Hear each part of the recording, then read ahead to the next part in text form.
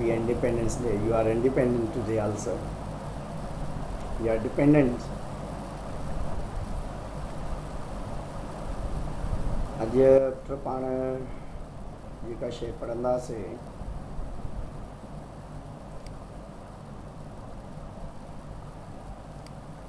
उहा असां वटि रेस्पिरेशन आहे, सेलुलर रेस्पिरेशन आहे। सेल जे अंदरि रेस्पिरेशन कीअं थी थिए या रेस्पिरेटरी मैकेनिज़म्स कीअं था थियनि। अॼु माइटोकॉन्ड्रिया जो वारो आहे। कल्ह पाण सॼो ॾींहुं क्लोरोप्लास्ट जे पोयां लॻल हुआसीं। क्लोरोप्लास्ट जे बारे में पढ़ियासीं, फोटोसिंथेसिस थींदो छा आहे उनखे डिस्कस कयोसीं पाण।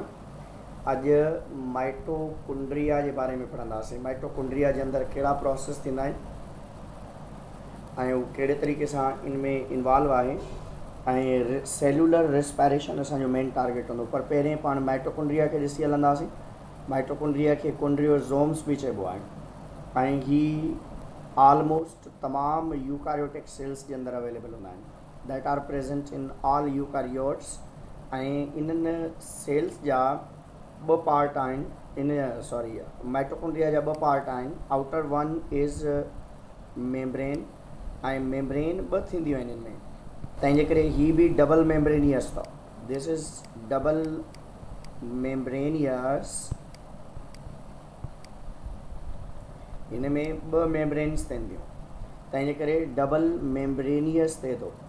ऐं इन डबल मेम्ब्रेनियस जे इन्हनि फोल्ड्स खे, ही जेके फोल्डिंग्स नज़र था अचनि, दैट्स नोन एज क्रेस्टी,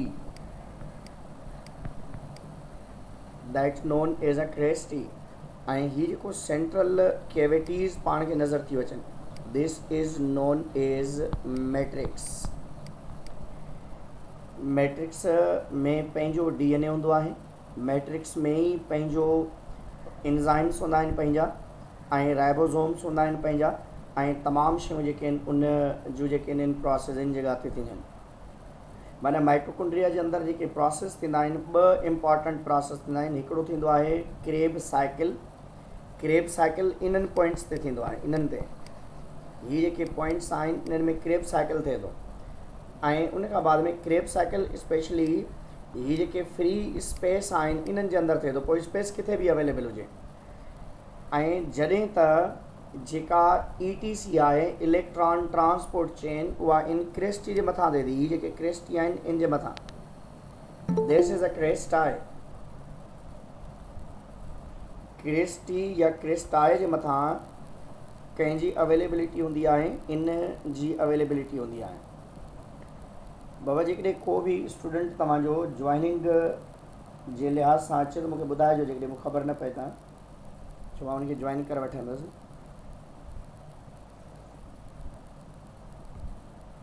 त अहिड़े तरीक़े सां डबल मेम्ब्रेनियस आहिनि, ॿ मेम्ब्रेन्स हूंदियूं आहिनि इनमें, ऐं ही बि सेमी ऑटोनॉमस इन नेचर अथव। क्लोरोप्लास्ट डबल मेम्ब्रेनियस आहे, माइटोकॉन्ड्रिया डबल मेम्ब्रेनियस आहे, ऐं ॿई सेमी ऑटोनॉमस आहिनि। माना on the basis of requirement ही डिवाइड ऐं रीडिवाइड थींदा आहिनि। माइटोकॉन्ड्रिया ही ॾिसी सघो था, इनखे कट कयो अथनि, हिते ॾेखारियो अथनि। ही इन जो आउटर मेम्ब्रेन्स ऐं इनर मेम्ब्रेन्स आहिनि। ही ॿई मेम्ब्रेन आहिनि इन जो, आउटर एंड इनर मेम्ब्रेन। ऐं अंदरि इन जॻह ते DNA बि अवेलेबल आहे, इन में राइबोसोम्स बि अवेलेबल आहिनि, एंजाइम्स बि अवेलेबल आहिनि। तमामु शयूं तव्हां ॾिसी सघो था, राइबोसोम्स, ग्रेन्यूल्स, एंजाइम्स, तमामु शयूं जेके आहिनि उहे कंहिंजे अंदरि मौजूदु आहिनि, मैट्रिक्स जे अंदरि। ऐं ही इंटर मेम्ब्रेनियस स्पेस बि आहे इन जे अंदरि, ऐं अंदरि ही जेके तव्हांखे स्ट्रक्चर्स उभरियल नज़र थियूं अचनि, इन्हनि खे क्रेस्टी चइबो आहे। हाणे तव्हां ॾिसंदो त इन सेल्युलर रेस्पिरेशन जा 3 स्टेप्स हूंदा आहिनि। स्लाइड बैक कजो। ही माइटोकॉन्ड्रिया आहे। माइटोकॉन्ड्रिया जूं 2 मेम्ब्रेन्स आहिनि, outer membrane and inner membrane. ऐं अंदरि जेका फ्री स्पेस आहे उनखे मैट्रिक्स चइबो आहे। उन मैट्रिक्स में DNA हूंदो आहे, उन मैट्रिक्स में राइबोसोम्स हूंदा आहिनि, उन मैट्रिक्स जे अंदरि RNA हूंदो आहे, ऐं तमामु शयूं उन जे अंदरि अवेलेबल हूंदियूं आहिनि जेके कंहिं सेल्युलर रेस्पिरेशन जे लाइ रिक्वायर्ड हूंदियूं आहिनि। हाणे हिते ॾिसंदो हिन शइ खे यादि रखंदो छो जो अॼु पाण इन जे पोयां हूंदासीं।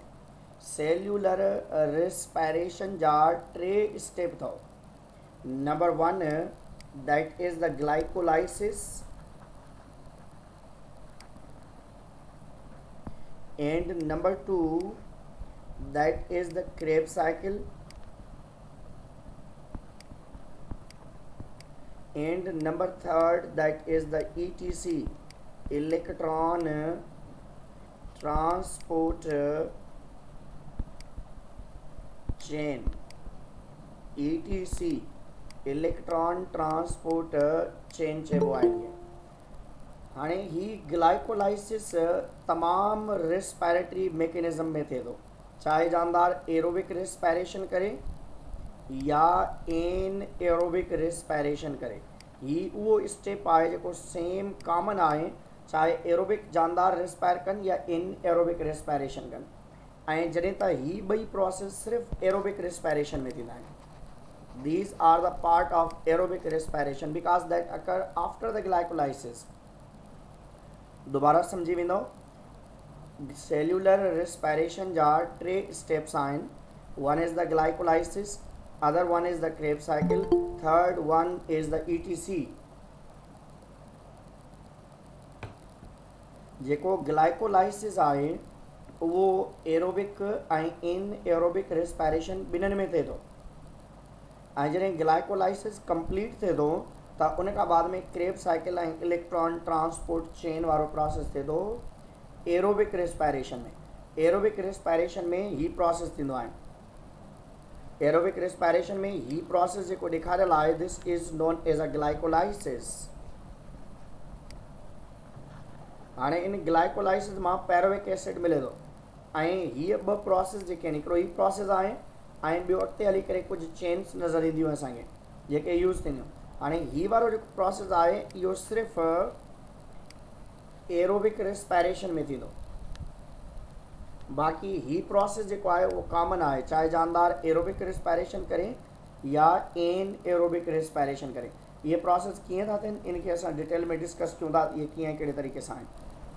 पर दोबारा सम्झी वञो, glycolysis is common for aerobic and anaerobic respiration occur outside the mitochondria.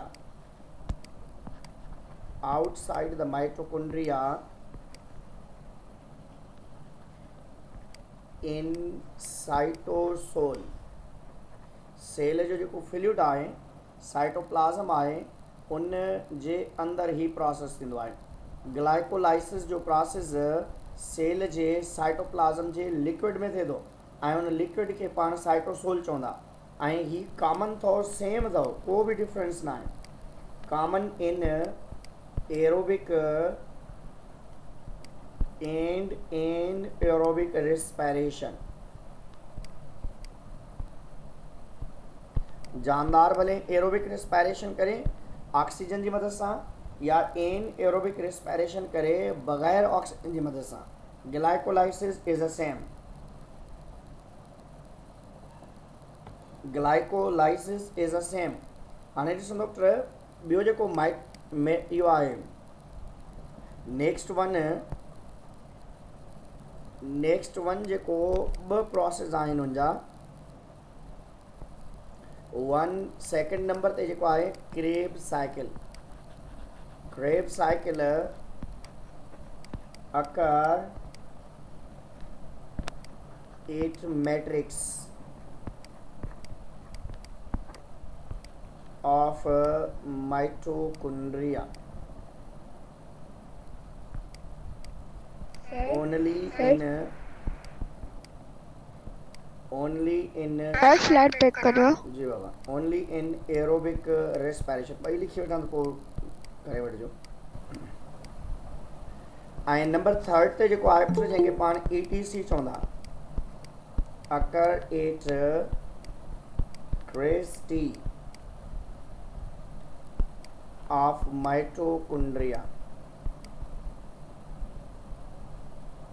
ऐं ही भी सिर्फ एरोबिक रेस्पायरेशन में थिए थो। जी बाबा, ये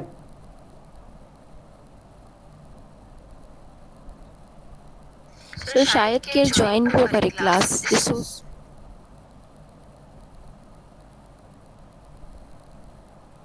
सही है।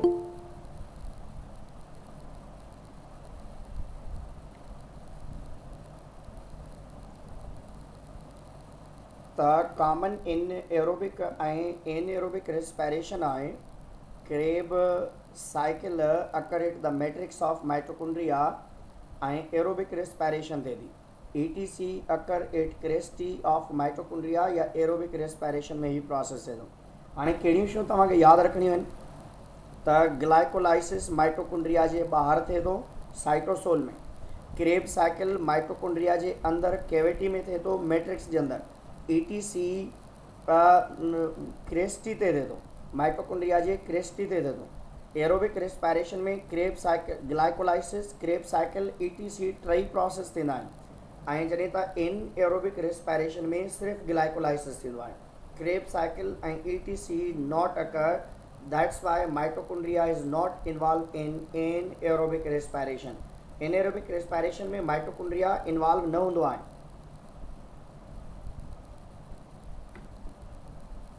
हाणे अॻिते ईंदासीं त कुझु क्रेब साइकिल खे तव्हां ॾिसंदो, सॉरी स्लाइड में पियो। हा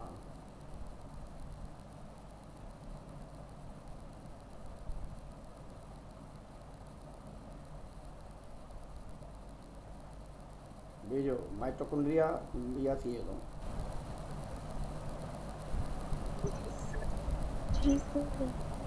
हाणे पुट अहिड़े तरीक़े सां पाण वटि हीअ आहे ग्लाइकोलाइसिस, छो जो प्रोसेस अॻिते पोइ ते थियलु हुया हुन में।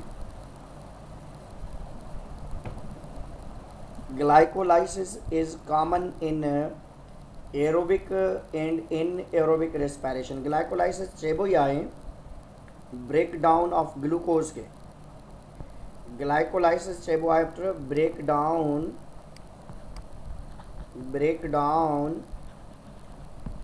of glucose and release of pyruvic acid, or we can say pyruvate। छा थींदो आहे पुट, हिकिड़ो ग्लूकोज इन मां ब्रेक थिए थो ऐं उन मां ॿ पैरोवेट ठहनि था। हिकिड़ो ग्लूकोज ब्रेक थिए थो उन मां ॿ पैरोवेट ठहनि था।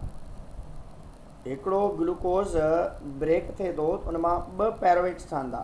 ग्लूकोज में 6 कार्बन हूंदा अथव, पैरोवेट में 3 कार्बन हूंदा आहिनि। ग्लूकोज में 6 कार्बन्स हूंदा आहिनि ऐं पैरोवेट में 3 कार्बन हूंदा आहिनि। तंहिंजे करे हिकिड़ो ग्लूकोज 6 कार्बन ग्लूकोज जेको आहे 2 पैरोवेट में टुटे थो, जेको 3 कार्बन कंटेनिंग कंपाउंड आहे। ऐं glycolysis is common in all aerobic and anaerobic respiration करण वारा जेके बि जानदार आहिनि उन्हनि में ही कॉमन आहे। छो जो glycolysis is same that occur at cytosol, occur at cytosol, cytoplasm जे अंदरि थिए थो। साइटोप्लाज्म जे अंदरि ही प्रोसेस प्रोसीड थिए थो। ऐं इन खां बाद में glycolysis is the process of breaking down glucose. Glycolysis can take place with or without oxygen. Glycolysis produces 2 molecules of pyruvate, 2 molecules of ATP, 2 molecules of NADH and 2 molecules of water in the required ion. Glycolysis takes place in cytoplasm and there are 10 enzymes involved in the breakdown of sugar. इनमें केतिरा जेके ATP दरकार आहिनि in process के use कर टोड़ण जे लाइ 2 ATP ऐं 2 NADH required हूंदा आहिनि। 2 ATP ऐं 2 NADH रिक्वायर्ड हूंदा आहिनि इन प्रोसेस के यूज़ थियण जे लाइ या स्टार्ट थियण जे लाइ। हिकिड़ो ग्लूकोज खपे, 2 ATP खपनि, 2 NADH खपनि ऐं कुझु 4 खनि फॉस्फेट जेके इन प्रोसेस में यूज़ थींदा आहिनि। ऐं इन में हिकिड़ो ग्लूकोज इन्हनि शयुनि खे यूज़ कंदे पैरोवेट में ब्रेक थे तो तव्हांखे ही पैरोवेट याद रखणो आहे छो जो क्रेब साइकिल में ही पैरोवेट वेंदो ग्लूकोज में 6 कार्बन आहिनि ऐं पैरोवेट में 3 कार्बन आहिनि तंहिंजे करे ही ॿिनि मॉलिक्यूल्स जे अंदरि इनखे ब्रेक कबो आहे हाणे ही प्रोसेस थिए किथे थो साइटोसोल जे अंदरि थिए थो सेल सोल्यूशन जे अंदरि थिए थो ग्लूकोज जॾहिं ब्रेक थिए थो ग्लूकोज 6 कार्बन कंटेनिंग कंपाउंड आहे हाणे इन में जेको एंजाइम रिक्वायर्ड आहे हेक्सोकाइनेज या ग्लूकोकाइनेज एंजाइम हिते रिक्वायर्ड हूंदो आहे ग्लूकोज ब्रेक थिए थो हेक्सोकाइनेज या ग्लूकोकाइनेज एंजाइम्स जी प्रेजेंस में ऐं हिकिड़ी एटीपी खे यूज़ करे थो दिस इज़ अ एटीपी हाणे जॾहिं एटीपी यूज़ करे थो उनजो फास्फेट इन जे अंदरि प्लस थी थो वञे एनर्जी प्लस फास्फेट इन सां गॾु एड थी थो वञे त माना ग्लूकोज जे कार्बन नंबर 6 ते हिकिड़ो फास्फेट एड थियो आहे ग्लूकोज जे कार्बन नंबर 6 ते हिकिड़ो फास्फेट एड थियो आहे जंहिंजे करे इन जो नालो रखियो अथनि glucose 6 phosphate glucose 6 carbon containing compound आहे 6 कार्बन आहिनि उनमें हाणे उनखे स्टार्ट करण जे लाइ इन प्रोसेस खे 2 एटीपी खपनि पहिरियों एटीपी ही आहे जेको ग्लूकोज सां हिकु फास्फेट खे एड कराए थो जॾहिं इन प्रोसेस जी ज़रूरत पवंदी आहे माना जीअं तव्हां लिखंदा आहियो बाबा ईअं लिखंदा आहियो ग्लूकोज यूज़ करे थो एंजाइम जेको भी एंजाइम हेक्सोकाइनेज लिखियल आहे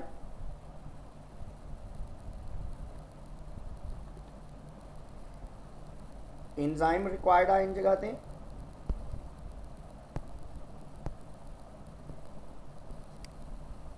एंजाइम रिक्वायर्ड आहे प्लस हिते एटीपी यूज़ थिए थी त हाणे इन मां कहिड़ी शइ ठहे थी ग्लूकोज 6 फास्फेट प्लस एडीपी जी फॉर्मेशन थिए थी हीअं आहे ग्लूकोज 6 फास्फेट ऐं एडीपी जी फॉर्मेशन थिए थी हाणे हिते ॾिसो डॉक्टर हीअ आहे ग्लूकोज 6 फास्फेट हाणे इन ग्लूकोज 6 फास्फेट में by the help of phosphohexose isomerase enzyme. This is an enzyme that required for the isomerism of glucose because glucose is 6 carbon containing while fructose is also 6 carbon containing.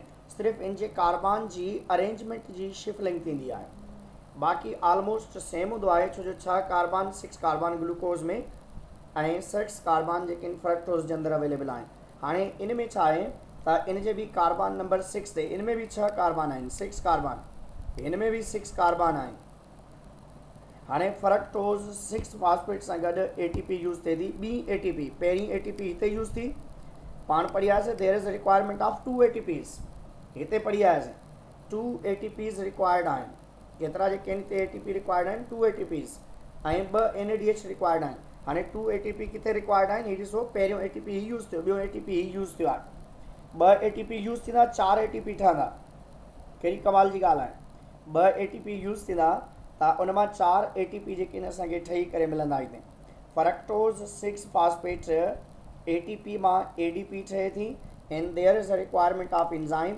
That known as the phosphofructokinase 1 phosphofructokinase 1 enzyme use थिए थो हिते ऐं fructose 1,6 बायफास्फेट छो जो carbon number 6 ते पहिरें phosphate लॻियल आहे हाणे नओं जेको ही एटीपी वारो फास्फेट यूज़ थियो आहे उहो कार्बन नंबर 1 ते लॻो आहे पहिरें 6 ते लॻियल आहे सॉरी फ्रक्टोज जे 6 नंबर ते कार्बन पहिरें फास्फेट पहिरें लॻियल आहे हाणे कार्बन नंबर 1 ते फास्फेट जी अटैचमेंट थी आहे तंहिंजे करे इन जो नालो रखियो अथनि fructose carbon number 1 carbon number 6 ते 2 फास्फेट अटैच्ड आहिनि कार्बन नंबर 1 ऐं कार्बन नंबर 6 ते 2 फास्फेट अटैच आहिनि तंहिंजे करे पाण चवंदा this is a fructose 1,6 biphosphate fructose 1,6 biphosphate जो मतिलबु आहे कार्बन नंबर 1 ऐं कार्बन नंबर 6 ते फास्फेट जी अटैचमेंट आहे हाणे इन जगह ते ही 6 कार्बन वारा अथव ही सभु प्रिपरेटरी फेज़ आहे ही सभु छा आहे प्रिपरेटरी फेज़ आहे जंहिंजे अंदरि कार्बन जेके आहिनि 6 ई रहनि था सेम रहनि था ऐं अॻिते जेका आहे उन में ब्रेक डाउन थिए थी ऐं टोड़ फोड़ थिए थी उन में हाणे छा थो थिए, ही 6 कार्बन कंटेनिंग कंपाउंड ॿिनि 3 कार्बन कंटेनिंग कंपाउंड्स में ब्रेक थी थो वञे। छा थी थो वञे टी ते, ही भी 3 कार्बन कंटेनिंग आहे, ही भी सिर्फ़ु इन जगह ते 2 अलॻि कंपाउंड्स ठहनि था ऐं इहे ॿई जेके आहिनि इंटर कन्वर्टेबल आहिनि या रिवर्सेबल रिएक्शन में वेंदा आहिनि by the help of aldolase enzyme. Aldolase enzymes की मदद सां फ्रक्टोज 1,6 बायफॉस्फेट ब्रेक थिए थो 2-3 कार्बन कंटेनिंग कंपाउंड में। One is the glyceraldehyde 3 phosphate G3P जंहिंखे असां चई आयासीं पहिरें, and other one is dihydroxyacetone phosphate. दोबारा समझी वञो, फ्रक्टोज 1,6 बायफॉस्फेट इन में 6 कार्बन ऐं 2 फॉस्फेट हिते अवेलेबल आहिनि। 6 carbon and 2 phosphates are available here. हाणे एल्डोलेज एंजाइम्स की मदद सां ही फ्रक्टोज 1,6 2-3 कार्बन कंपाउंड्स में टुटे थो। हिकिड़ो आहे ग्लाइसरल्डिहाइड 3 फॉस्फेट ऐं ॿियो आहे डाइहाइड्रोऑक्सीएसीटोन फॉस्फेट। हाणे इहे ॿई इंटर कन्वर्टेबल आहिनि, माना डाइहाइड्रोऑक्सीएसीटोन फॉस्फेट ग्लाइसरल्डिहाइड में कन्वर्ट थी सघे थो, ग्लाइसरल्डिहाइड डाइहाइड्रोऑक्सीएसीटोन फॉस्फेट में, but there is a requirement of enzyme, that enzyme is known as triose phosphate isomerase। Triose phosphate isomerase। Triose phosphate isomerase is an enzyme that is specifically for the isomerism। इन जो कम छा आहे, isomerism सां आहे, माना शयुनि खे इंटर कन्वर्ट करे थो, उन जे लाइ इन जो मेन फंक्शन हूंदो आहे। हाणे ही छो जो इंटर कन्वर्टेबल आहे, तंहिंजे करे तव्हां इनखे हिकिड़े खे ई, माना इन जा जेके आहिनि हिकिड़ो ई पाथवे तव्हां काउंट करे सघो था अॻिते हली करे। हाणे ही फेज़ असां हेतिरे ताईं डिस्कस करे आयासीं।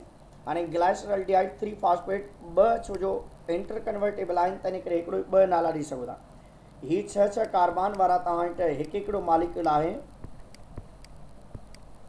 ऐं हीअ जेके आहिनि 3 कार्बन वारा तव्हां वटि 2 मॉलिक्यूल्स आहिनि। 3 कार्बन वारा 2 मॉलिक्यूल्स आहिनि, 3 कार्बन वारा 2 मॉलिक्यूल्स आहिनि, 3 कार्बन वारा 2 मॉलिक्यूल्स आहिनि। दिस इज़ आल्सो, ऐं लास्ट में भी 3 कार्बन्स जेके इन जे अंदर अवेलेबल आहिनि।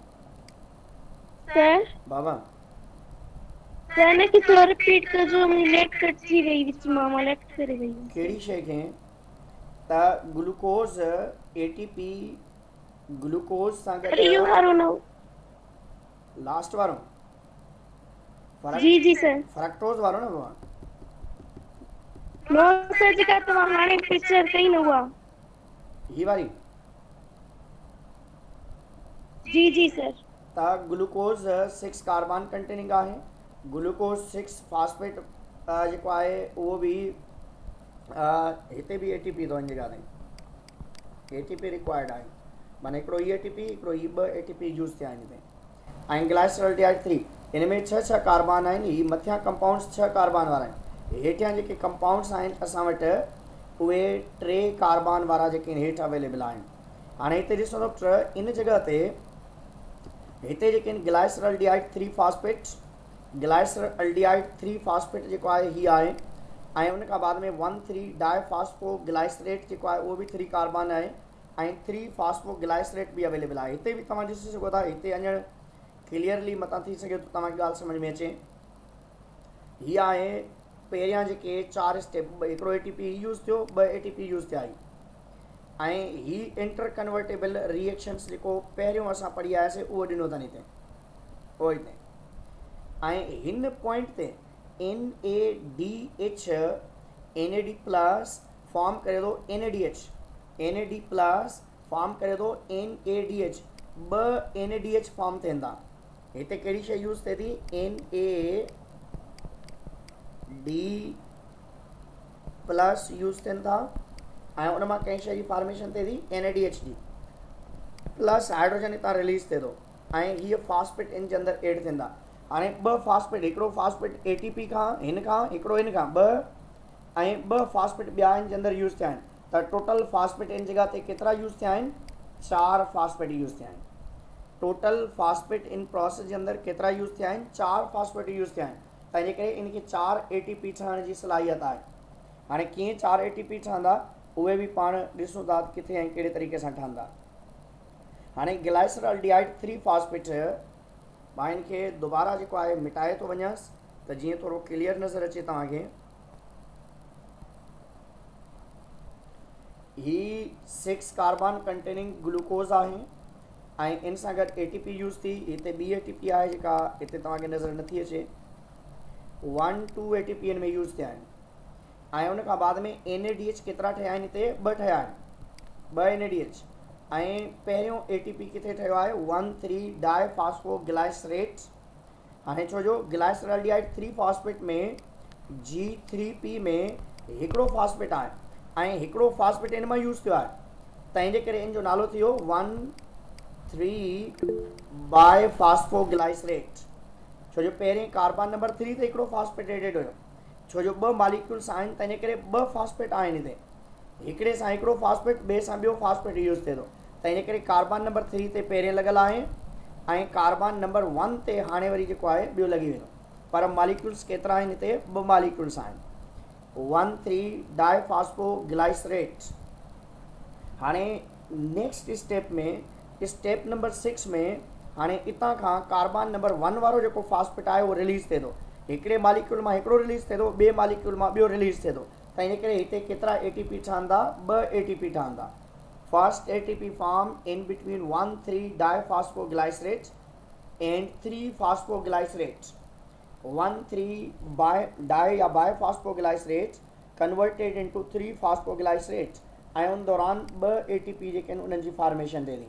2 ATP हिते ठहंदा, यादि रखंदो, ऐं उन खां बाद में 3 फॉस्फोग्लाइसरेट जा जेके 2 मॉलिक्यूल्स आहिनि, हाणे कुझु बि कोन थींदो, सिर्फ़ु पहिरें कार्बन नंबर 3 ते फॉस्फेट लॻल हुयो, हाणे उनजी पोजीशन चेंज थी आहे, कार्बन नंबर 2 ते अची वियो आहे। माना कन्वर्शन थी आहे, पहिरें कार्बन नंबर 3 ते फॉस्फेट लॻल हो तंहिंजे करे 3 फॉस्फोग्लाइसरेट, हाणे कार्बन नंबर 2 ते फॉस्फेट लॻल आहे तंहिंजे करे 2 फॉस्फोग्लाइसरेट चवंदो।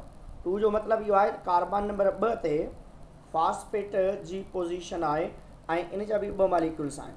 हाणे 3 कार्बन वारा 2 मॉलिक्यूल्स ही, 3 कार्बन वारा 2 मॉलिक्यूल्स ही, 3 कार्बन वारा 2 मॉलिक्यूल्स ही तमामु 3 कार्बन वारा जेके आहिनि मॉलिक्यूल्स अवेलेबल आहिनि असां लास्ट में। हाणे आख़िर में ईंदो त 2 ATP ॿिया ठहिया आहिनि, माना 2 फॉस्फोइनोल पैरोवेट, हिन खे PEP चइबो अथव। कल्ह जेको बार बार पाण पढ़ियोसीं मैं, हीउ अथव PEP, फॉस्फोइनोल पैरोवेट।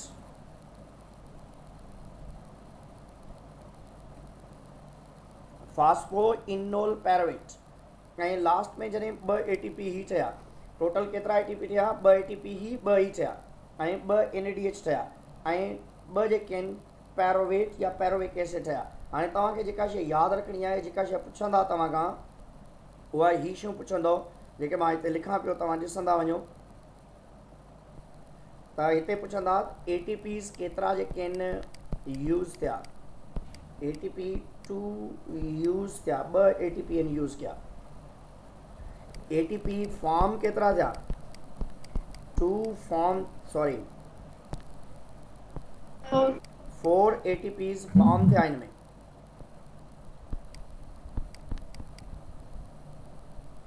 NADH केतिरा ठहिया? NADH हिन में 2 ही ठहिया आहिनि, फॉर्म थिया आहिनि। ऐं पैरोवेट केतिरा ठहिया आहिनि हिन में? पैरोवेट 2 ठहिया आहिनि। बाबा तव्हां खां जेकॾहिं को बि पुछे त ऑक्सीजन किथे यूज़ थी आहे, ऑक्सीजन यूज़ ही न थींदी आहे। ऑक्सीजन नई तव्हांजी यूज़ थींदी कंहिंमें? ग्लाइकोलाइसिस में नई यूज़ थींदी क्रेब साइकिल में। Oxygen is only required for the ETC, electron transport chain, keep in mind. दोबारा समझी वञो, ETC या ऑक्सीजन जेका आहे only that is required for the last step, that step is known as ETC, electron transport chain only. Oxygen is only required for the ETC, not for the glycolysis and not for the Krebs cycle. ऐं ॿी शइ यादि रखंदो त जेका carbon dioxide आहे उहा glycolysis में ऐं ETC में न ठहंदी अथव। Carbon dioxide carbon dioxide only formed during the oxidation of pyruvate and Krebs cycle. अचूं था अॻिते पोइ ते ॾिसूं था उनखे डिस्कस बि कयूं था कीअं आहे। बाबा ॻाल्हि सम्झ में अचे पई? जंहिंखे सम्झ में नथी अचे त ॿुधाए मूंखे। जी सर अचे पई। हाणे ॾिसो हिते जेको आहे हाणे इन में ॿ पैरावेट्स ठहिया आहिनि। हाणे हिते इंजाइम्स जा नाला ॾिनल अथव, भले यादि करणु चाहे त यादि करे सघो था, पर असांजी बुक में आहिनि कान इहे। त ग्लूकोज जे लाइ हेक्सोकाइनेज, ऐं हिते जेको आहे फास्फो हेक्सोज आइसोमरेज, हिते फास्फो हेक्सोज आइसोमरेज 2 या एल्डोलेज आहिनि। ऐं उन खां बाद में ग्लाइसरल्डिहाइड 3 फास्फो हाइड्रोजिनेज आहे, फास्फो ग्लाइसरेट काइनेज आहे, फास्फो ग्लाइसरेट म्यूटेज आहे, एनोलेज आहे, पैरोवेट काइनेज इंजाइम्स जेके आहिनि इहे रिक्वायर्ड आहिनि। तक़रीबन 10 स्टेप्स हूंदा आहिनि कंहिं में हिकिड़े ग्लाइकोलाइसिस प्रोसेस में। And glycolysis is common in aerobic and aerobic इन एनएरोबिक रेस्पायरेशन, ॿिन्हिनि में कॉमन आहे। हलूं ते हाणे NADH यादि रखंदव। NADH केतिरा ठहिया? 2 NADH ठहिया। ATP केतिरा ठहिया? 4 ATP ठहिया। ऐं उन खां बाद में पैरोवेट केतिरा ठहिया आहिनि? 2 पैरोवेट ठहिया आहिनि। पैरोवेट हिते केतिरा ठहंदा? 2 पैरोवेट। छो जो हिकिड़ो हिन मां ठहंदो त हिकिड़ो ज़ाहिरी ॻाल्हि आहे हिन प्रोसेस मां ई ठहंदो न, त हिकिड़ो पैरोवेट हिते ठहंदो, हिकिड़ो पैरोवेट अची करे हिते ठहंदो। छो जो 2 स्टेप्स गॾु एट वंस जेके आहिनि पिया हलनि, तंहिंजे करे तव्हां सम्झी सघो था। छो जो हीअ 2 प्रोसेस आहिनि इन जॻह ते, त इन मां बि हिकिड़ो प्रोसेस थींदो, इन मां बि, पर सिर्फ़ु ही पहिरियां वारा इन्हनि जा स्टेज चेंज आहिनि। बाक़ी हेठि जेके बि नाला आहिनि उहे सेम आहिनि, उन्हनि में को बि डिफरेंस न आहे। हिकिड़ो स्टेप जॾहिं फ्रक्टोज़ 1,6 बायफॉस्फेट ब्रेक थिए थो त उन मां glyceraldehyde 3 phosphate and डाइहाइड्रो oxy acetone phosphate ठहंदा, पर ॿई इंटर कन्वर्टेबल आहिनि। हाणे अॻिते जेके इन्हनि ॿिन्हिनि मां जेके बि कंपाउंड्स ठहंदा उहे सेम हूंदा, सिमिलर हूंदा आहिनि, उन्हनि में को बि डिफरेंस न हूंदो आहे। त इन करे असां सेम सिर्फ़ु अॻियां 2 नंबर ॾींदा आहियूं, त 2 जेके आहिनि उन जा मॉलिक्यूल्स आहिनि। क्लियर? हाणे हीअ जेको पैरोविक एसिड आहे, हीअ जेको पैरोवेट जंहिंखे पाण चवंदा, बार बार पैरोवेट चवंदा, pyruvate or we can say pyruvic acid. Slide back कर जो तो ही 3 कार्बन कंटेनिंग अथव, इहो यादि रखंदो। हीअ वारो अथव मां हिनखे मिटायांसि पोइ तव्हांजी पिक वठो, सही लॻंदो आहे। पैरोविक हाणे हिते भले नंबर बि ॾेई वेंदो बाबा, हिकिड़ो ATP हिते यूज़ थियो, हिकिड़ो ATP हिते यूज़ थियो, ऐं 2 ADP ठहिया, ऐं हिकिड़ो फास्फेट 2 फास्फेट हिते यूज़ थियनि था जॾहिं 3 हू ठहनि था उन दौरान जेके, ऐं 2 NADH ही ठहनि था, ऐं उन खां बाद में 2 ATP हिते ठहनि था, 2 ATP हिते ठहंदा, ऐं 2 वाटर मालिक्यूल्स हितां रिलीज़ थियनि था जेके पाण पहिरें में पढ़ी आयासीं। तव्हां खां पैरोवेट पुछियो वेंदो, ATP पुछा वेंदा, NADH पुछा वेंदा, ऐं उन खां बाद में तव्हां खां पुछियो वेंदो त ATP जी फॉर्मेशन कहिड़नि स्टेप्स जे विच में थिए थी। पहिरीं थिए थी 1,3 बायफॉस्फोग्लाइसरेट ऐं 3 फास्फोग्लाइसरेट जे विच में, ऐं ॿी ATP ठहे थी फास्फो इनोल पैरोवेट ऐं पैरोविक एसिड जे विच में। हिते यादि रखंदो, इहे 2 स्टेप जेके आहिनि मोस्ट इम्पॉर्टेंट अथव, छो जो हिते तव्हां खां पुछी सघिजे थो त बाबा कहिड़े स्टेप में कंहिं जी ब्रेकडाउन खां बाद में ATP जी फॉर्मेशन थिए थी। 1,3 बायफॉस्फोग्लाइसरेट जॾहिं ब्रेक थिए थो या उनजो मेटाबॉलिज्म थिए थो त उन मां फास्फोग्लाइसरेट जी फॉर्मेशन थिए थी, ऐं उन खां बाद में फास्फो इनोल पैरोवेट जेको आहे उनजी जॾहिं मेटाबॉलिज्म थिए थी त उन मां ATP जी फॉर्मेशन थिए थी। ऐं ॿी ॻाल्हि तव्हां खां पुछी सघनि था त ग्लाइसरल्डिहाइड 3 फॉस्फेट दौरान NADH ठहंदा अथव। NADH जी फॉर्मेशन सिर्फ़ु ऐं सिर्फ़ु ग्लाइसरल्डिहाइड 3 फॉस्फेट या डाइहाइड्रो ऑक्सी एसीटोन फॉस्फेट जी जॾहिं ब्रेकडाउन थिए थी 1,3 बायफॉस्फोग्लाइसरेट में त उन दौरान NADH जी फॉर्मेशन थिए थी। This NADH is very important. छाजे करे इम्पॉर्टेंट आहे? छो जो ही NADH लास्ट जेको ETC प्रोसेस हूंदो उन में यूज़ थींदो, ऐं हिकिड़े NADH मां 3 ATP ठहंदा। उहो त असां उते अचूं था पोइ ख़बर पवंदी तव्हांखे, but very important thing is the NADH। ATP J comparison में हिते NADH जी वधीक इंपॉर्टेंस आहे, छो जो ATP हिकिड़ी ATP आहे जॾहिं त NADH मां 3 ATP ठही सघनि था। पैरोविक एसिड जी पहिरें थींदी ऑक्सीडेशन, पहिरें ऑक्सीडेशन थींदी। जॾहिं ऑक्सीडेशन जो प्रोसेस थींदो त उन में पैरोविक एसिड मां कार्बन डाइऑक्साइड निकिरंदो ऐं उन मां एसीटाइल को इंजाइम ठहंदो।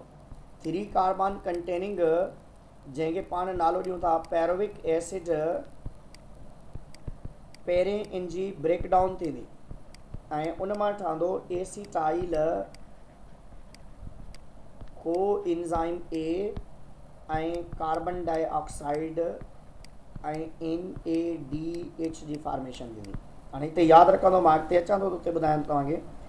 माना पैरोविक एसिड क्रेब साइकिल में वञण खां पहिरियों जेको कार्बन डाइऑक्साइड हिते निकिरंदो, फर्स्ट कार्बन डाइऑक्साइड, पहिरियों कार्बन डाइऑक्साइड किथे निकिरंदो, ऑक्सीडेशन ऑफ पैरोविक एसिड मां निकिरंदो। क्रेब साइकिल किथे थिए थो, क्रेब साइकिल थिए थो माइटोकॉन्ड्रिया जे अंदरि। माइटोकॉन्ड्रिया जे मैट्रिक्स में, ऐं ही एरोबिक रेस्पिरेशन में थी सघे थो।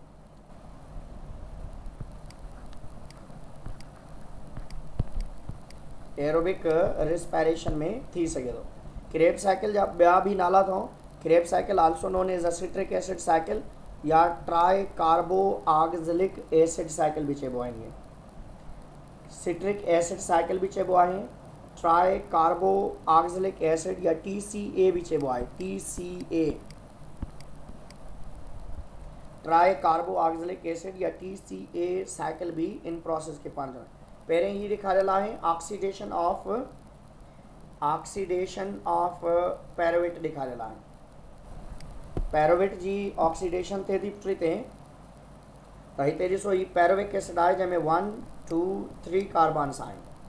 पैरोविक एसिड 2 ठहिया आहिनि। पहिरें हिकिड़ो पैरोविक एसिड यूज़ थींदो, बाद में ॿियो यूज़ थींदो, या ॿई गॾु यूज़ थींदा, पर 2 अलॻि अलॻि प्रोसेस में। 2 पैरोविक आहिनि त 2 पैरोविक ऑक्सीडेशन थींदियूं ऐं 2 जेके आहिनि क्रेब साइकिल थींदा। हिकिड़े पैरोविक एसिड जी पहिरें जॾहिं ऑक्सीडेशन थींदी त उन मां फर्स्ट कार्बन डाइऑक्साइड हिते ठहियो आहे। पहिरियों कार्बन डाइऑक्साइड हिते ठहियो आहे, छो जो 3 कार्बन कंटेनिंग पैरोविक एसिड आहे, उन मां हिकिड़ो जेकॾहिं निकिरी थो वञे कार्बन, त बाक़ी ही जेको एसीटाइल को इंजाइम आहे, this is 2 carbon containing now, and this one is a NADH। This is also very important.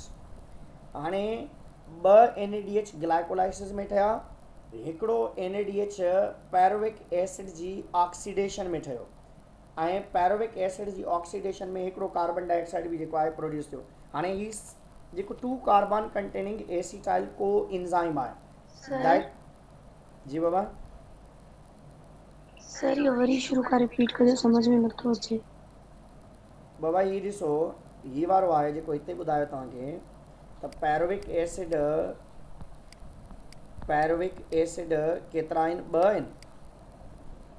Pyruvic acid 2 आहिनि न, पर पहिरें ऑक्सीडेशन हिकिड़े पैरोविक एसिड जी थींदी।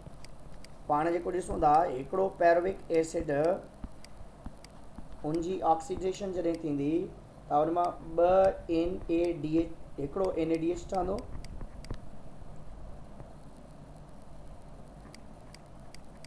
हिकिड़ो NADH ठहंदो, ऐं हिकिड़ो जेको आहे कार्बन डाइऑक्साइड ठहंदो, ऐं उन खां बाद में हिकिड़ो जेको आहे असांखे एसीटाइल को इंजाइम A मिलंदो। क्लियर? हाणे जॾहिं 2 पैरोवेट हूंदा त 2 पैरोवेट जेके आहिनि उन्हनि जा 2 ठहंदा न। 2 पैरोवेट जॾहिं ऑक्सीडाइज़ थींदा त 2 NADH ठहंदा, ऐं उन खां बाद में 2 जेके आहिनि कार्बन डाइऑक्साइड ठहंदा, ऐं 2 एसीटाइल को इंजाइम A जी formation. And this one is known as oxidation of pyruvic acid या pyruvates। क्लियर? जी सर। हाणे पुट हिकिड़ो पैरोविक एसिड हिकिड़े ऑक्सीडेशन खां बाद में, ऑक्सीडेशन जो मतिलबु आहे छो जो हिन मां कार्बन डाइऑक्साइड निकिरे पई, तंहिं निकिरे ऑक्सीडेशन।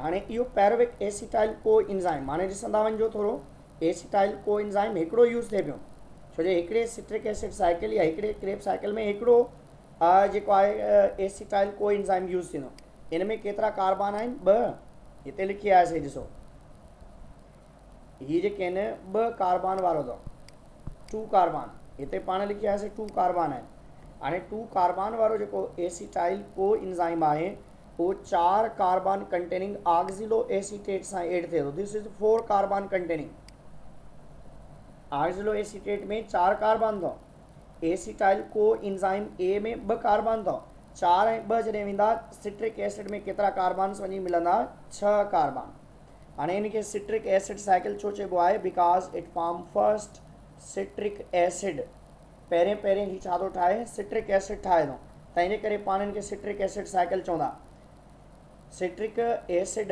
साइकिल उन जे करे चवंदा आहिनि हाणे 6 कार्बन कंटेनिंग इन में वरी आइसोमेरिज्म थिए थी त आइसोसिट्रेट थिए थो इन में भी 6 कार्बन आहिनि इन में भी केतिरा आहिनि 6 कार्बन्स हिते भी अवेलेबल आहिनि हाणे इन आइसोसिट्रेट मां पहिरीं कार्बन डाइऑक्साइड निकिरे थी first carbon dioxide U can see here and first NaDH हिते फॉर्म थिए थो आइसोसिट्रेट में 6 कार्बन जॾहिं हिकिड़ो कार्बन ॿाहिरि निकिरी थो वञे त बाक़ी केतिरा कार्बन बचनि अॻे कार्बन इन जे अंदरि 5 कार्बन तंहिंजे करे alpha keto glutarate is 5 carbon containing alpha keto glutarate that is 5 carbon containing तव्हां खां पुछी सघनि था पहिरियों कार्बन डाइऑक्साइड किथे ठहे थो क्रेब साइकिल जे अंदरि तव्हां चवंदो in between the isocitrate and alpha keto glutarate या ॿई पुछी सघनि था त आइसोसिट्रेट खां वठी करे सुसाइनेल को इंजाइम ए ताईं 2 कार्बन डाइऑक्साइड जेके आहिनि उहे प्रोड्यूस थींदा आहिनि पहिरें स्टेप में हिकिड़ो ॿिए स्टेप में ॿियो जेको आहे आइसोसिट्रेट खां अल्फा कीटो ग्लूट्रेट 5 कार्बन ऐं उन खां बाद में अल्फा कीटो ग्लूट्रेट 5 कार्बन आहे हाणे उन मां कार्बन डाइऑक्साइड ॿियो रिलीज़ थिए थो त उन मां ठहे थो succinyl coenzyme A and it become 4 carbon containing it become 4 carbon containing alpha keto glutarate 5 carbon आहे इन मां हिकिड़ो कार्बन डाइऑक्साइड निकिरी थो वञे त हाणे कार्बन हिकिड़ो निकिरी वेंदो त बाक़ी 4 बचंदा वञी करे हाणे इन खां बाद में कार्बन डाइऑक्साइड हाणे केतिरा कार्बन यूज़ थिया 2 कार्बन रिलीज़ थिया हाणे को बि कार्बन डाइऑक्साइड अॻिते न ठहंदो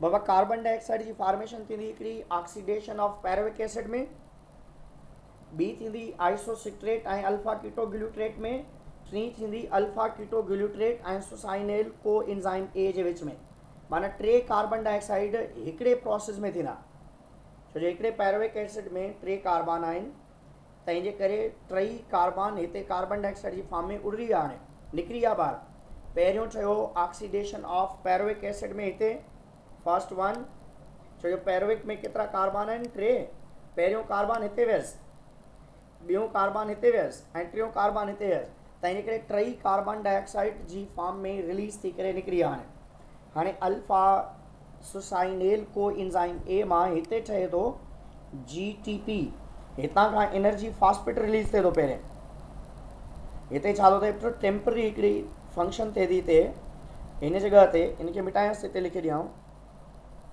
हिते छा थो थिए त पहिरें GDP हूंदो आहे ग्लाइस जेको आहे ग्वाइनोसाइन डाइफॉस्फेट उन सां प्रोसेस मां हिकिड़ो फॉस्फेट एड थिए थो it become change into GTP guanosine triphosphate guanosine triphosphate ठहे थो हाणे but guanosine triphosphate is not means permanent molecule हाणे इहो GTP हिन जगह ते हिते फॉस्फेट खे रिलीज़ कराए थो त इन मां कंहिं शइ जी फॉर्मेशन थिए थी ADP प्लस ATP जी फॉर्मेशन थिए थी ऐं क्रेब साइकिल में फर्स्ट एंड लास्ट ATP इहो ई ठहे थो हिकिड़े क्रेब साइकिल में हिकिड़ो ATP ठहे थो समझ में आयो या न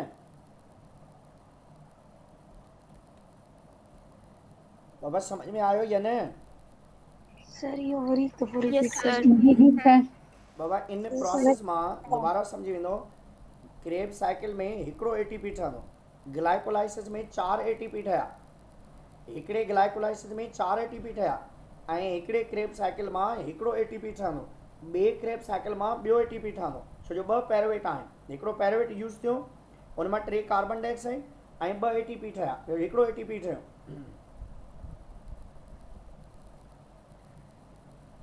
त अहिड़े तरीक़े सां दोबारा ॾिसी वेंदो वरी ॾिसी वेंदो जीडीपी जेको आहे एनर्जेटिक मॉलिक्यूल आहे सॉरी जीडीपी हिकिड़ो मॉलिक्यूल आहे जीडीपी जेको मॉलिक्यूल हिते अवेलेबल आहे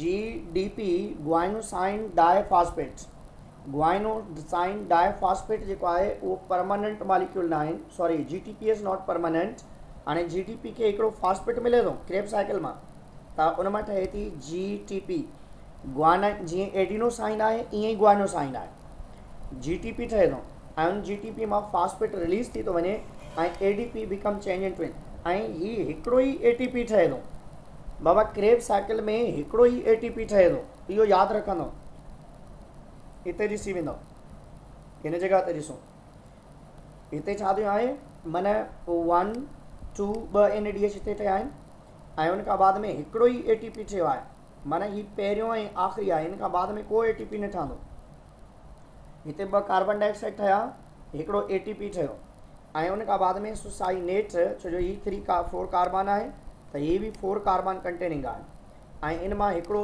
FADH2 ठहंदो फ्लेविन एडेनाइन डाइन्यूक्लियोटाइड जंहिंखे चवंदा आहियूं FADH ऐं उन खां बाद में फ्यूमरेट ठहंदो जेको 4 कार्बन कंटेनिंग आहे ऐं उन खां बाद में मेलेट ठहंदो उहो बि 4 कार्बन कंटेनिंग आहे हाणे मेलेट मां हितां NAD मां NAD प्लस थो हिते बि जेकॾहिं ॾियणु चाहियो त NAD प्लस थो चार्जिस आहिनि हिते बि ईअं ई आहे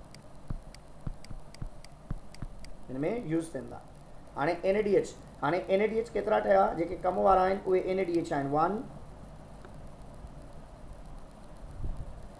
NADH केतिरा ठहिया आहिनि हिते हिकिड़ो NADH ही ऐं ॿियो NADH ही टियों NADH ही ठहियो आहे माना 1 2 3 NADH ठहिया आहिनि ऐं ATP केतिरा ठहिया आहिनि 1 एंड ओनली ठहियो आहे ऐं कार्बन डाइऑक्साइड केतिरा रिलीज़ थिया आहिनि 2 कार्बन डाइऑक्साइड रिलीज़ थिया आहिनि हाणे हिते ईंदो इन जी साइकिल जी पूरी जेका आहे उहा समरी ॾिनल अथव उहा सम्झी सघो था तव्हां हिकिड़े सिंगल साइकिल मां 2 कार्बन डाइऑक्साइड ठहिया हिकिड़ो ATP ठहियो हिकिड़ो FADH2 ठहियो ऐं 3 NADH ठहिया 3 NADH ऐं इहो पुछो वेंदो अथव बाबा हिकिड़ो क्रेब साइकिल आहे त उन मां केतिरा कार्बन डाइऑक्साइड ठहिया 2 उन में केतिरा ATP ठहिया हिकिड़ो केतिरा FADH ठहिया उहो बि हिकिड़ो आहे ऐं केतिरा NADH ठहिया उहे 3 NADH आहिनि ऐं 2 साइकिल्स मां 4 कार्बन डाइऑक्साइड ठहंदा छो जो हिकिड़े मां 2 ठहिया ॿिए मां बि 2 ठहंदा 4 NAD कार्बन डाइऑक्साइड ठहंदा ऐं 2 ATP ठहंदा ऐं 2 FADH2 ठहंदा 6 NADH जी फॉर्मेशन थींदी क्लियर हाणे हिते लिखी वञो भले ग्लाइकोलाइसिस मां छा छा ठहियो पहिरियों उनखे लिखी था वठूं समरी था लिखूं ग्लाइकोलाइसिस मां 4 ATP ठहिया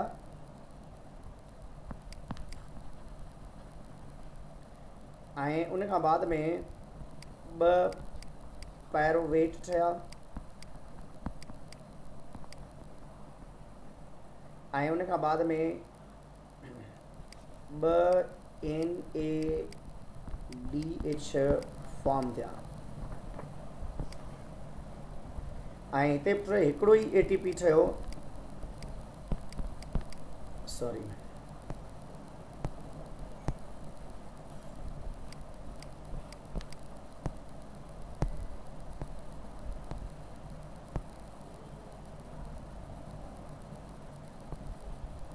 हाणे ईंदासीं क्रेब साइकिल लिखोसि था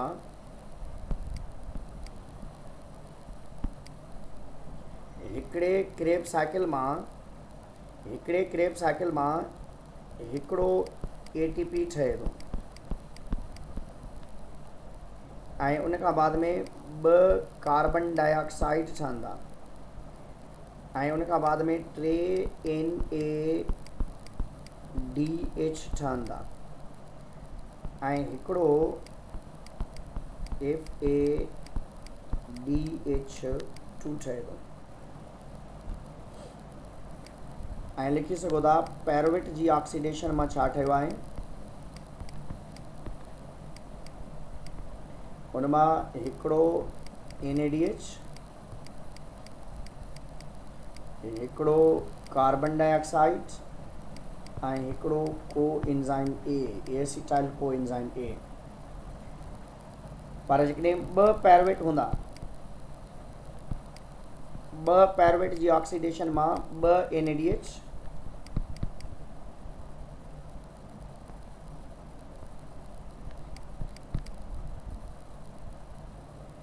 2 NaDH, 2 कार्बन डाइऑक्साइड ऐं 2 एसिटाइल कोएंजाइम ए। ऐं हिते तव्हां इनखे 2 कंदा वेंदो, डबल कंदा वेंदो। जेकॾहिं 2 थींदा पोइ तव्हां 2 ATP चवंदव ऐं कार्बन डाइऑक्साइड 4 थी वेंदा, 6 थी वेंदा ऐं उन खां बाद में 2 थी वेंदा। को ॻाल्हि सम्झ में नथी अचे पुछी वठो। तव्हां खां नंबर ऑफ ATP पुछा वेंदा, नंबर ऑफ कार्बन डाइऑक्साइड पुछा वेंदा, NaDH पुछा वेंदा, FADH पुछा वेंदा ऐं कहिड़े स्टेप ते कार्बन डाइऑक्साइड रिलीज़ थिए थो, कहिड़े स्टेप ते ATP ठहे थी ऐं पैरोविक जे ऑक्सीडेशन मां छा ठहे थो ऐं इहे प्रोसेस किथे ऐं कहिड़ी जॻह ते थियनि था। अञा बि जेकॾहिं कंहिं शइ जी पुछणी आहे या को मसइलो आहे तव्हांखे, तव्हां पुछी वठो। को प्रॉब्लम आहे पुछी वठो भले। Any question? हाणे हलूं था लास्ट स्टेप जी तरफ़, जंहिंखे पाण स्पेशली नालो था ॾियूं। हाणे लास्ट आहे ETC, electron transport chain. Electron transport chain cristae ते थिए थो, क्रेस्टी ते थिए थो, क्रेस्टी ते थिए थो ऐं उन क्रेस्टी वारे रीजन ते कुझु प्रोसेस आहिनि जेके स्पेशली थींदा। ही इलेक्ट्रॉन ETC आहे, इन में ऑक्सीजन यूज़ थींदी अथव। इलेक्ट्रॉन ट्रांसपोर्ट चेन में ऑक्सीजन यूज़ थींदी अथव, किथे बि रिक्वायर्ड न आहे। ऐं NaDH हिन खे रिक्वायर्ड छा आहे, NaDH रिक्वायर्ड अथव। हिकिड़ो NaDH तक़रीबन 3 ATP प्रोड्यूस करे सघे थो। हिकिड़ो NaDH ETC जी मदद सां तक़रीबन 3 ATP प्रोड्यूस करे सघे थो। हाणे ॾिसंदो त हिते NaDH मौजूदु केतिरा आहिनि असां वटि? 2। सर ये वरी रिपीट कजो। हाँ रिपीट कयां थो, उनखे पढ़ूं था चवंदा हूंदे। हिकिड़े NaDH खे जॾहिं पाण ETC में यूज़ कंदासीं त उन मां 3 ATP ठहंदा। हिकिड़े NaDH खे कम वारी शइ छा आहे, NaDH आहे। छो जो मां पहिरें बि तव्हांखे चयसि त ATP त हिकिड़ो ATP आहे, पर हिकिड़ो NaDH 3 ATP आहिनि। त इन करे more important as a NaDH than the ATP here. छो जो हिकिड़े NaDH मां 3 ATP ठही सघंदा ऐं जॾहिं त हिकिड़ो ATP अलॻि अलॻि आहे।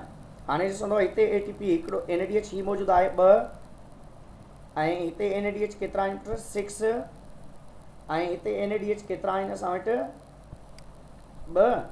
केतिरा NaDH थिया टोटल? 6 + 2 8 + 2 केतिरा थिया? 10। टोटल पाण वटि लिखे ॾेखारियऊं या हिते लिखे ॾेखारियऊं ग्लाइकोलाइसिस में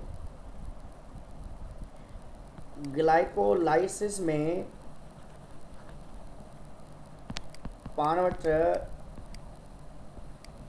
2 NaDH मौजूदु आहिनि। छो जो ETC is nothing without NaDH। ऐं उन खां बाद में pyruvic acid 2 pyruvic acid oxidise थिया त उन मां 2 NaDH ठहिया। जी बाबा। सर अगर 2 NaDH यानी 6 ATP। हाँ हिकिड़े NaDH मां 3 ATP ठहंदा। पोइ टोटल कयूं था त केतिरा ठहंदा? ॿुधायां थो तव्हांखे। हिकिड़े मां हिकिड़े NADH जी मदद सां 3 ATP ठहंदा। हाणे ही जेके बि NADH आहिनि इहे सभु जा सभु क्रेस्टी ते वञी करे यूज़ थींदा इलेक्ट्रॉन ट्रांसपोर्ट चेन में। क्रेब्स साइकिल में 2 क्रेब्स साइकिल आहिनि, हिकिड़े मां 3 ठहिया, ॿिए मां बि 3 ठहिया, त 6 NADH जी फॉर्मेशन जी। टोटल केतिरा NADH पाण वटि अवेलेबल आहिनि? 10 NADH।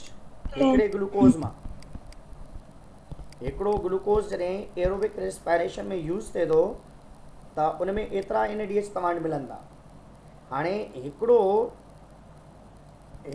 NADH फॉर एग्ज़ाम्पल लिखो था, हिकिड़ो NADH जॾहिं ETC में यूज़ थिए थो त उन मां 3 ATP ठहंदा।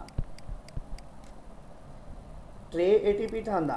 पाण वटि जेकॾहिं 10 NADH आहिनि उनखे जेकॾहिं यूज़ कयूं ETC में त टोटल केतिरा ATP ठहंदा? हिन में 30 ATP फॉर्म थींदा। केतिरा ATP फॉर्म थींदा? 30 ATP फॉर्म थींदा। कम वारी शइ ॿुधी वेंदव तव्हां, हिकिड़े NADH मां 3 ATP ठहंदा ऐं 10 NADH टोटल असां वटि अवेलेबल आहिनि, जेके 2 NADH ठहिया आहिनि ग्लाइकोलाइसिस में ऐं 2 NADH ठहिया आहिनि पैरोविक जे ॿिन्हिनि पैरोविक जे ऑक्सीडेशन मां ऐं 6 NADH ठहिया आहिनि ॿिनि क्रेब साइकिल मां। हिकिड़े क्रेब साइकिल मां 3, ॿिए क्रेब साइकिल मां बि 3 ठहिया, त टोटल 10 NADH हिकिड़े ग्लूकोज़ एरोबिक रेस्पायरेशन में टुटण जे करे ठहिया आहिनि। हिकिड़े ग्लूकोज़ खे एरोबिक रेस्पायरेशन में जॾहिं ब्रेक कंदो त उन में असां वटि 10 NADH मिलंदा ऐं 10 NADH जॾहिं ETC में यूज़ थींदा त तव्हांखे 30 ATP मिलंदा हिकिड़े प्रोसेस मां, हिकिड़े ETC मां, हिकिड़े ETC ग्लूकोज़ जे हिकिड़े ETC मां। ऐं टोटल 30 हिन में ठहिया ATP। टोटल ATP केतिरा ठहंदा? हीअ ॾिसंदो हिते गेम आहे हिन जी, हीअ मिटायां।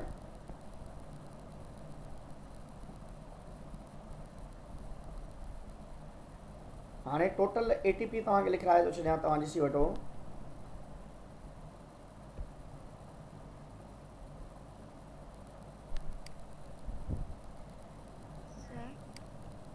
ग्लाइकोलाइसिस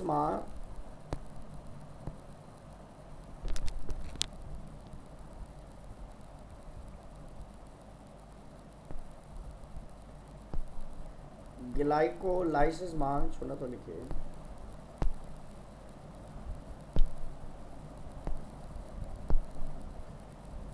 ग्लाइकोलाइसिस में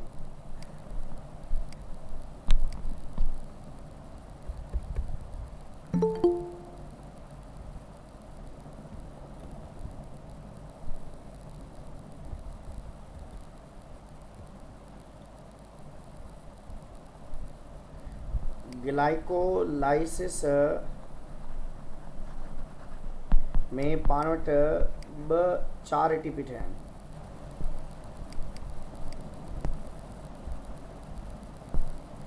4 ATP ठहिया,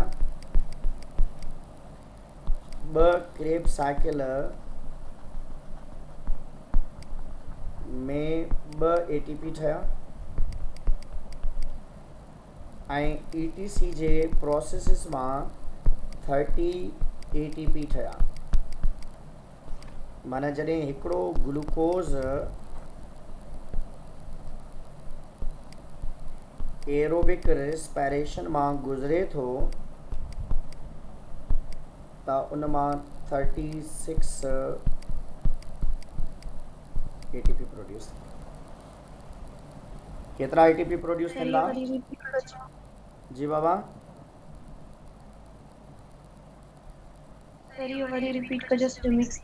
बाबा ग्लाइकोलाइसिस पढ़ियोसीं न, उनमें 4 ATP ठहिया हुया। हिकिड़े क्रेब साइकिल में बाबा हिकिड़े ग्लाइकोलाइसिस में 4 ATP ठहिया पाण पढ़ियासीं ऐं हिकिड़े क्रेब साइकिल मां हिकिड़ो ATP ठहियो त 2 क्रेब साइकिल मां 2 ATP ठहंदा ऐं पाण पढ़ी आयासीं त टोटल हिकिड़े NADH मां 3 ATP ठहंदा आहिनि ऐं टोटल NADH जेके असांखे मिलिया आहिनि उहे 10 मिलिया आहिनि 10 NADH। ऐं उन 10 NADH खे जेकॾहिं पाण ETC में यूज़ कंदासीं त हर NADH मां 3 10 NADH मां तव्हांखे 30 ATPs मिलंदा। त जेकॾहिं टोटल पाण ग्लूकोज़ जे लाइ चऊं त बाबा हिकिड़ो ग्लूकोज़ जॾहिं एरोबिक रेस्पायरेशन सां टुटियो आहे त उन मां असांखे टोटल NADH केतिरा मिलिया आहिनि, ATP केतिरा मिलिया आहिनि, 36 ATPs। क्लियर आहे? जी सर। अॻिते हलूं। जी सर। हाणे अॻिते ईंदासीं। जी सर। अॻिते ईंदासीं त तव्हां वटि हिते साइकिल अवेलेबल आहे, उन साइकिल खे ॾिसंदो।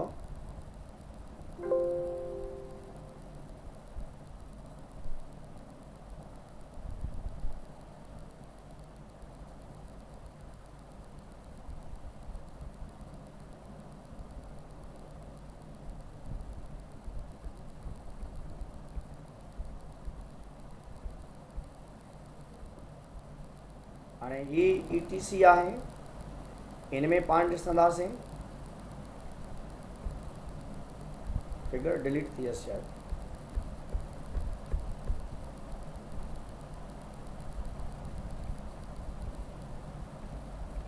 आम तरीक़े सां इन में NADH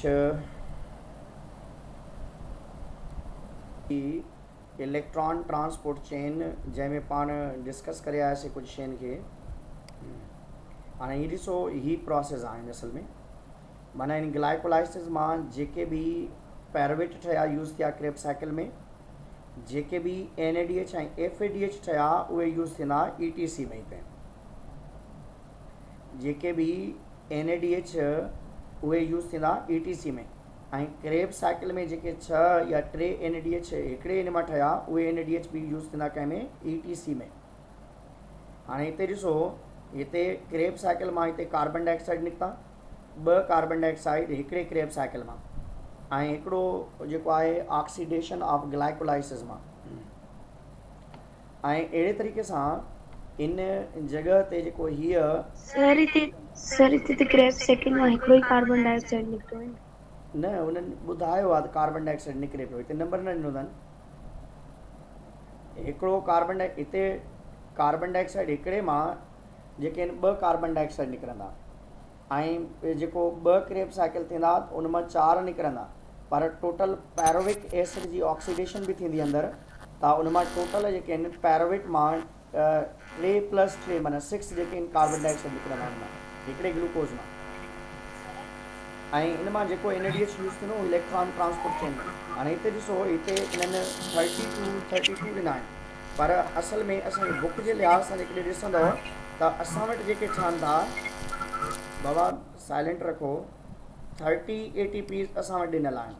त इन करे असां बुक खे फॉलो कंदासीं त असां वटि टोटल 30 ATPs आहिनि। 30 ऐं इन जॻह ते 2 ठहिया, ऐं इन जॻह ते 2 यूज़ थिया, ऐं टोटल जेके आहिनि 4 ATP ठहिया आहिनि। में फॉर्मेशन 4 जी आहे, 4 मां 2 यूज़ थींदा ऐं 2 बची वेंदा, त 4 ही 2 ही ऐं 3 आई 30 जेके आहिनि 6 ATPs जेके आहिनि उन्हनि जी फॉर्मेशन थी आहे हिते। पर ही प्रोसेस थिए कीअं थो उनखे तव्हां ॾिसंदव, ऑक्सीजन सिर्फ़ु ऐं सिर्फ़ु ETC में यूज़ थींदो अथव, only for the formation of water. हिते लिखियलु आहे न, ATP जी फॉर्मेशन सिर्फ़ु पाणी ठहण जे लाइ थिए थी, बसि को कमु न अथसि।